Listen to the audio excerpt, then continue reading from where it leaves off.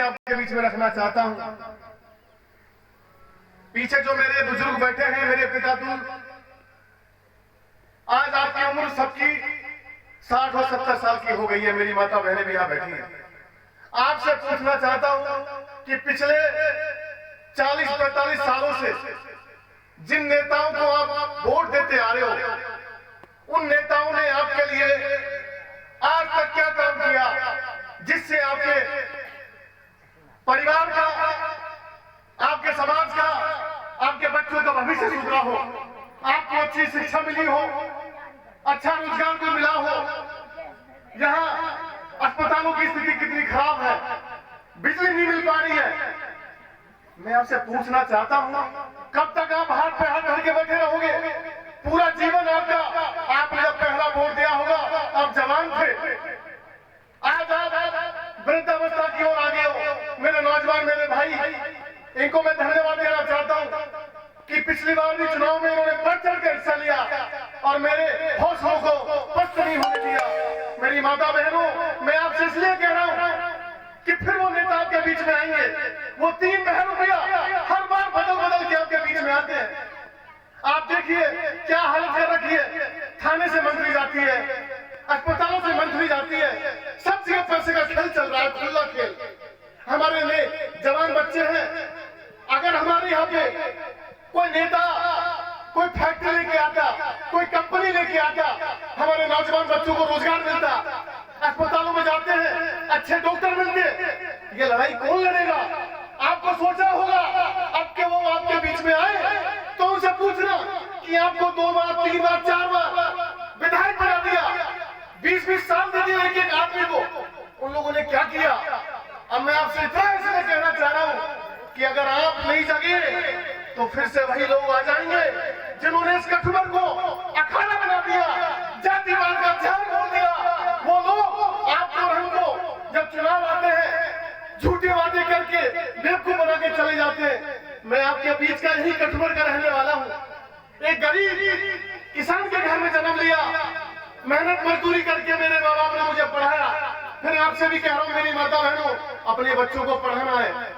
इस देश में, प्रदेश में अगर कोई आपको सम्मान दिला सकता है तो वो आपके बच्चों की अच्छी शिक्षा दिला सकती है।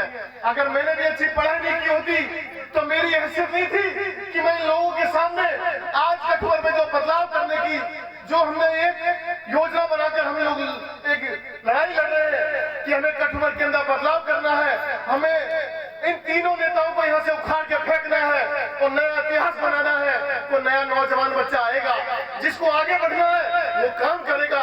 मेरी माता बहनों, आपसे इसलिए कह रहा हूँ कि आप लोग अपने घरों में ये सोचे जाके कि आखिर हमारा कठुबर किस ओर जा रहा है। इस पूरे एरिया में ना तो अच्छे अस्पताल है, ना बिजली मिलती है, ना सड़कें अच्छी है, लोग बैठे रहते हैं, पानी की कितनी किल्लत है। कौन लड़ाई लड़ेगा? आप और हम जाके लड़ाई नहीं लड़ सकते, वहां पे वो लड़ाई लड़ेगा जो आपका विधायक बना के आप भेजोगे।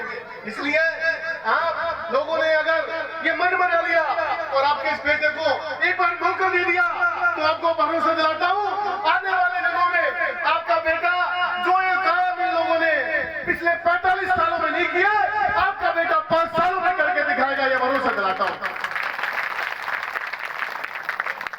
छोटे से गांव कठुबर से निकल के गया, जयपुर में जाकर मेहनत की, चुनाव लड़े, जीते। आपका नाम मैंने कभी पीछे नहीं हटने दिया और आधी रात में कोई मुझे याद करता है उसके लिए, चाहे अस्पताल में बीमार हो, किसी को खून चाहिए, मैंने ये प्रण किया हुआ है कि जब तक नशे करार की सांसद चल रही है मेरे विधानसभा क्षेत्र का कोई भी व्यक्ति खून की कमी से नहीं मरेगा। मैं हमेशा वहां पे लोगों के लिए खड़ा रहता हूँ। आप लोगों ने जो प्यार और स्नेह दिया, मैं दिल की गहराइयों से तसी गांव के सभी लोगों को धन्यवाद देना चाहता हूँ। तसी गांव तो इतना मजबूत गांव है। मेरी माताएं बहनें और बुजुर्ग जो बैठे, अगर आप लोगों एक बार प्रण कर लोगे कि हमें बदलाव करना है, और बदलाव इसलिए करना है कि उन लोगों को पिछले 50 साल से आपने देखा, कोई नौजवान आदमी आएगा, मैं मेरी बात नहीं करना चाह रहा, कोई भी अच्छा व्यक्ति आए जो योग्य हो, जो तुम्हारे अधिकारों की रक्षा कर सके, ऐसे व्यक्ति को आपका नेता बना के भेजो जो आपकी आवाज को राजस्थान की राजधानी जयपुर में गुजारे। बहुत बहुत धन्यवाद। राम राम साहब। बोले रामदेव महाराज नरसिंह की किराड़ ने अपने विचार रखे, आगे फिर आप सुनिए।